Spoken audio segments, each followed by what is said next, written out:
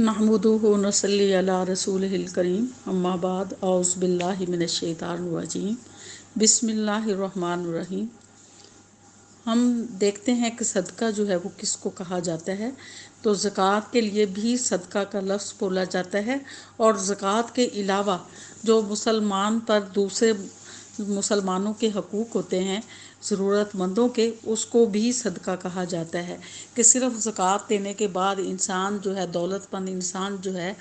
वो इस तरह से फारिग नहीं हो जाता कि अब उस पर किसी का हक़ नहीं है। अगर कोई हमसाया भूखा है तो वो भी इसका ज़िम्मेदार है। अगर कोई मुसीबत ज़दा है या कोई मुसाफिर है तो उसकी ज़रूरत को पूरा करना भी उसकी ज़िम्मेदारी में आता है, क्योंकि मालदार पर जो महरूमुल मईशत लोग हैं उनकी ज़िम्मेदारी वाजिब आती है। तो सदका सिर्फ़ ये नहीं है कि माल जो है उसको के ज़रिए अदा किया जाए, कि बाज़ अमीर लोग जो हैं, मालदार हैं, उन पर तो माली सदका वाजिब है, लेकिन कुछ लोग ऐसे होते हैं कि जिनके पास माल नहीं होता लेकिन सदका उन पर भी जो है वो वाजिब है। तो हम देखते हैं कि वो कौन से लोग हैं। हदीस है कि हर गरीब और अमीर जो है उस पर सदका वाजिब है। हज़रत अबू मूसा अशरी रज़ी अल्लाह से रवायत है कि रसूल सल्लल्लाहु अलैहि वसल्लम ने फरमाया, हर मुसलमान पर सदका लाजिम है। लोगों ने अर्ज़ किया, अगर किसी आदमी के पास सदका करने के लिए कुछ ना हो तो वो क्या करे?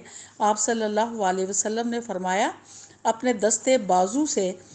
दस्तों बाजू से मेहनत करे और कमाए, फिर उससे खुद भी फ़ायदा उठाए और सदका भी करे। अर्ज़ किया गया, अगर वो ये ना कर सकता हो तो क्या करे?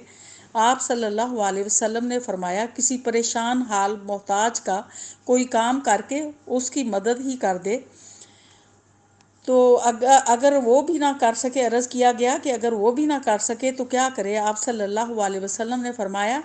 तो अपनी ज़ुबान ही से लोगों को भलाई और नेकी के लिए कहे। लोगों ने अर्ज़ किया, अगर वो भी ना कर सके तो क्या करे? आप सल्लल्लाहु अलैहि वसल्लम ने फरमाया, कम अज़ कम शर से अपने को दूर रखे और इससे किसी को तकलीफ़ और ईज़ा न पहुँचे उससे। ये भी इसके लिए एक तरह का सदका है। तो सदका जो है वो सिर्फ माल का नहीं होता, बल्कि अगर किसी को जो है किसी को सवार होने में मदद कर दें, किसी को रास्ते से तकलीफ़ दे चीज़ जो है वो हटा दी जाए, वो भी सदका है। और अगर किसी से मुस्करा के बात कर ली जाए, वो भी सदका है। और अगर किसी को अज़ियत देने से इंसान बाज आ जाए तो वो भी सदका है। तो सदका जो है वो एक तरह का नहीं होता। जैसे एक और हदीस है, उसमें है कि इंसान जो है हर सुबह जब शुरू होती है तो उसके हर जोड़ पर सदका वाजिब है। अगर वो किसी को सवारी पर सवार कराने में मदद कर दे तो वो भी उसका सदका है, और अगर किसी के मदद कर दे तो वो भी सदका है, और किसी को रास्ते से तकलीफ़ दे, चीज़ को हटा दे तो वो भी सदका है, और किसी से हंस कर बात कर लेता है वो भी, मुस्कुरा के बात कर लेना ये भी सदका है, और किसी को नेकी का हुक्म दे देना ये भी सदका है, और किसी को बुराई से मना कर देना जो है ये भी सदका है। तो सदका सिर्फ ये है कि मालो दौलत का नहीं होता। आपके अंदर इखलास होना चाहिए कि आप को लोगों को आपकी जिस सूरत में भी जो है वो ज़रूरत है, या आप लोगों के नफ़ा के लिए जो भी काम कर सकते हैं तो वो सदका होता है। तो इंसान के हर जोड़ पे सदका जो है वाजिब है। तो इंसान जब सदका अदा करता है, या अपने आप को आज़ाद करवा लेता है, या जो है वो अपने आप को जहन्नुम में डाल लेता है। कि अगर वो किसी की मदद नहीं करता, किसी के साथ अखलास नीयत के साथ जो है कोई लोगों की भलाई का काम नहीं करता, तो फिर क्या होता है कि उसके लिए जहन्नुम होती है। तो जैसे नबी सल्लल्लाहु अलैहि वसल्लम ने फरमाया है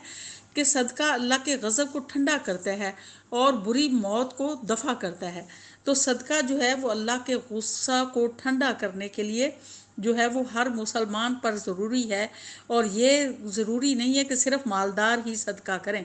तो गरीब लोग भी सदका कर सकते हैं, क्योंकि उस सदक़े की कोई ख़ास किस्म नहीं है कि मालो दौलत से किया जाए। हर तरीके से सदका जो है वो कर लेते हैं। تو صدقہ کرنے سے جو بھی چیز صدقہ کی جاتی ہے وہ کم نہیں ہوتی بلکہ وہ زیادہ ہو جاتی ہے، اس میں برکت آ جاتی ہے۔ اگر مال کا صدقہ دیا جاتا ہے تو مال میں برکت آ جاتی ہے۔ اگر جسمانی طور پہ صدقہ کیا جاتا ہے یعنی اپنے جسم کا صدقہ، یعنی کسی کی جسمانی خدمت کر دی، تو اس کی جسمانی صحت جو ہے وہ اچھی ہو جاتی ہے۔ جتنی ہم محنت کرتے ہیں، مطلب جو چیز کسی کو دیتے ہیں وہی پلٹ کر واپس آتی ہے۔ اگر ہم کسی کے ساتھ اچھی بات کرتے ہیں تو وہی اچھی بات اس کی طرف کے سامنے پیش آتی ہے، اور اگر کسی کو برائی سے منع کرتے ہیں تو وہ بھی ہمارے لیے صدقہ ہو جاتے ہیں۔ جیسا نبی صلی اللہ علیہ وسلم نے فرمایا، حضرت ابو ہریرہ سے روایت ہے کہ صدقہ سے مال میں کمی نہیں آتی بلکہ اضافہ ہوتا ہے، اور قصور معاف کر دینے سے آدمی نیچا نہیں ہوتا بلکہ اللہ اس کو سر بلند کر دیتا ہے اور اس کی عزت میں اضافہ ہو جاتا ہے۔ اور جو بندہ اللہ کے لیے عاجزی اور خاکساری کا رویہ اختیار کرے گا، اللہ تعالیٰ اس کو رفت و بالا تری بلندی بخشے گا۔ اور اسی طرح سے پھر حدیث ہے، حضرت امامہ سے روایت ہے کہ حضرت ابو ذر نے رسول صلی اللہ علیہ وسلم سے عرض کیا کہ حضرت بتائیے کہ صدقہ کیا ہے، یعنی اللہ کی طرف سے اس کا کیا اجر ملنے والا ہے۔ آپ نے فرمایا، چاند در چاند، یعنی جتنا کوئی اللہ کی راہ میں صدقہ کرے اس کا کئی گنا اس کو ملے گا، اور اللہ کے ہاں بہت ہے۔ کہ یعنی جو چیز بھی انسان دیتا ہے، اپنی صحت کو اللہ کی راہ میں صدقہ کرتا ہے، اپنی تندرستی کو صدقہ کرتا ہے، اپنے مال سے کرتا ہے، اپنے جان سے کرتا ہے، تو وہ اس کو واپس پلٹتا ہے، اس چیز میں برکت ڈال جاتی ہے۔ جیسے کہ یہ بھوکے کو کھانا کھلانا جو ہے یہ بھی صدقہ ہے، کسی کو پانی پلانا یہ بھی صدقہ ہے، کسی کو کپڑے پہنانا جو ہے وہ بھی صدقہ ہے۔ تو اگر ہم کسی کو پرانے کپڑے بھی دیتے ہیں تو وہ بھی ہمارا صدقہ ہے۔ جب تک اس کے جسم پر وہ کپڑے رہیں گے تو وہ شخص جو ہے وہ اللہ کی حفاظت میں رہے گا، اور جب تک اس کے جسم پر وہ کپڑے رہیں گے تو وہ ہر آفت سے محفوظ رہے گا۔ تو اسی طرح سے بھوکے جانوروں کو اور پیاسے جانوروں کو کھانا پلانا جو ہے وہ بھی صدقہ ہے، کیونکہ اللہ کی مخلوق پر جو ہے کسی طریقے سے بھی ہم رحم کھاتے ہیں، کسی طریقے سے بھی ان کی مدد کر دیتے ہیں، یہ سارا صدقہ ہی شمار ہوتا ہے۔ کوئی گناہ گار سے شخص، اس کی مثال دی گئی ہے کہ عورت نے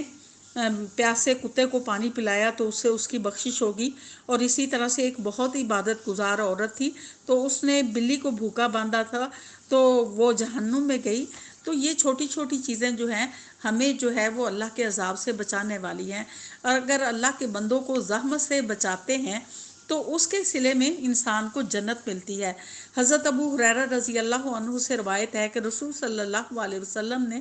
بیان فرمایا کہ اللہ کا کوئی بندہ کسی راستے پر چلا جا رہا تھا جس پر کسی درخت کی ایک شاخ تھی جس سے گزرنے والوں کو تکلیف ہوتی تھی۔ اس بندے نے اپنے جی میں کہا کہ میں اس شاخ کو یہاں سے الگ کر کے راستہ صاف کر دوں تاکہ بندگان خدا کو تکلیف نہ ہو۔ پھر اس نے ایسا ہی کیا تو وہ اپنے اس عمل کی وجہ سے جنت میں بھیج دیا گیا۔ تو یہ مختلف قسم کے صدقات ہیں کہ اگر ہم ان کو کرتے رہتے ہیں اچھی نیت کے ساتھ، اللہ کی خاطر ہم کوئی کام کر دیتے ہیں، کہ کسی غریب کا کام کر دیتے ہیں، چاہے کوئی امیر آدمی ہے اس کا کام کر دیتے ہیں، کسی ضرورت مند کی ضرورت پوری کر دیتے ہیں، تو یہ سب صدقے میں آ جاتے ہیں۔ جیسے کہ اللہ تعالیٰ قیامت کے روز فرمائے گا، اے ابن آدم، میں بھوکا تھا تو نے مجھے کھانا نہیں کھلایا، میں پیاسا تھا تو نے مجھے پانی نہیں پلایا، میں بیمار تھا تو نے میری عیادت نہیں کی۔ تو بندہ فرمائے گا، یا اللہ تو کس طرح سے بھوکا ہو سکتا ہے اور تو کیسے پیاسا ہو سکتا ہے، میں آپ کو کیسے پانی پلاتا، میں آپ کو کیسے کھانا کھلاتا، تو کیسے بیمار ہو سکتا ہے، میں تیری کیسے عیادت کرتا۔ تو بندہ کہے گا کہ میں اللہ تعالیٰ فرمائے گا کہ میرا فلاں بندہ بیمار تھا تو نے اس کی عیادت نہیں کی، تو فلاں بندہ میرا بھوکا تھا اس کو کھانا نہیں کھلایا، فلاں بندہ بھی وہ پیاسا تھا تو نے اس کو پانی نہیں پلایا۔ اگر اس کو یہ آپ نے پانی پلایا ہوتا یا کھانا کھلایا ہوتا یا بیمار کی عیادت کی ہوئی تھی تو آج تو اسے میرے ہاں اس کا اجر پاتا۔ تو یہ اسی طرح سے اپنے اہل و عیال پر خرچ کرنا جو ہے وہ بھی صدقہ ہے، کہ وہ پہلی اولین ذمہ داری جو ہے ہماری اپنے گھر والوں پر ہے۔ تو گھر والوں پر یہ صدقہ نہیں ہے کہ ہم مطلب شاہ دلی کے ساتھ خرچ کرنا شروع کر دیں، حرام اور حلال طریقے سے، مطلب کہیں سے بھی کما کے ہم کہیں کہ بھی ان پہ خرچ کرنا جو ہے وہ اجر ہے، نہیں، حلال طریقے سے کمانا ہے، اور ان کی جو بنیادی ضروریات ہیں ان کو پورا کرنا جو ہے وہ صدقہ ہے، اس کا بھی اجر ہے کہ ہم اپنے گھر والوں کو نان و نفقہ ان کا ادا کرتے ہیں، اگر نہیں کرتے، کنجوسی کرتے ہیں، تو اس کا عذاب بھی ہے کہ وہ ذمہ داری بال بچوں کی، بیوی کی ڈالی گئی ہے، اور وہ خرچ کرنا ان پہ ضروری ہوتا ہے، اگر نہیں کرتے تو اس کے لیے جواب دہ ہیں۔ تو اہل و عیال پہ خرچ کرنا جو ہے یہ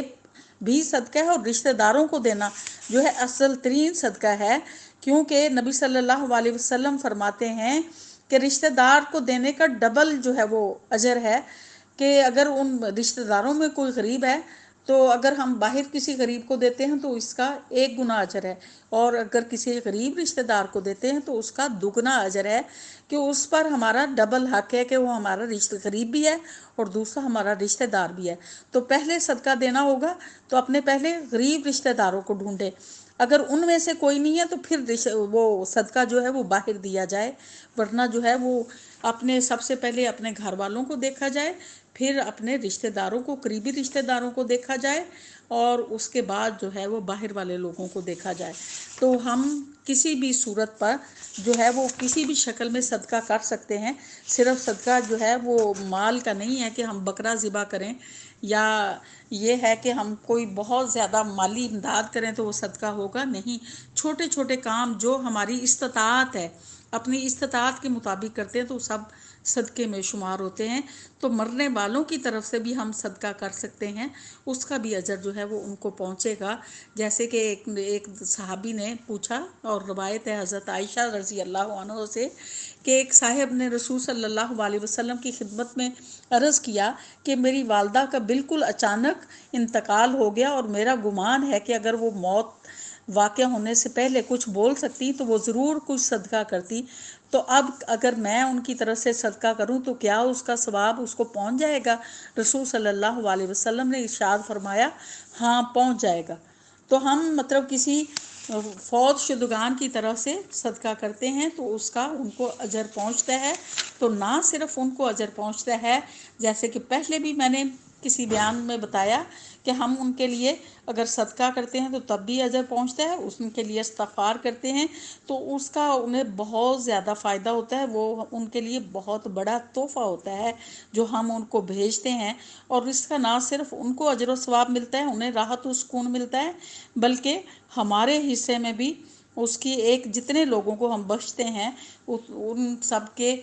نیکیاں میں سے ہمیں بھی ایک ایک نیکی ملتی ہے، ان کی نیکیاں کم نہیں ہوتی۔ جیسے کہ پہلے بھی میں نے بتایا ہے کہ ہم دعا کرتے ہیں کہ اللہ مغفر لی والوالدیہ وللمؤمنین والمؤمنات والمسلمین والمسلمات الاحیاء منہم والاموات، اس میں تمام مسلمان مومنین کے لیے، مردوں عورتوں کے لیے دعا کی گئی ہے، اور پھر اس کو پڑھنے سے نہ صرف یہ کہ ان کو اجر و ثواب پہنچتا ہے، اور ہمیں ہر ایک کے حصے میں سے ایک نیکی ملتی ہے، جو زندہ کے لیے بھی ہم دعا کر رہے ہیں تو ان سے بھی، اور جو فوت ہو گئے ان سے بھی نیکی ہر مسلمان کی طرف سے ملتی ہے، بلکہ ہمارے رزق میں اضافہ کر دیا جاتا ہے، برکت ڈال دی جاتی ہے، اور ہمارے رزق کو وسیع کر دیا جاتا ہے۔ وآخر دعوانا الحمدللہ رب العالمین۔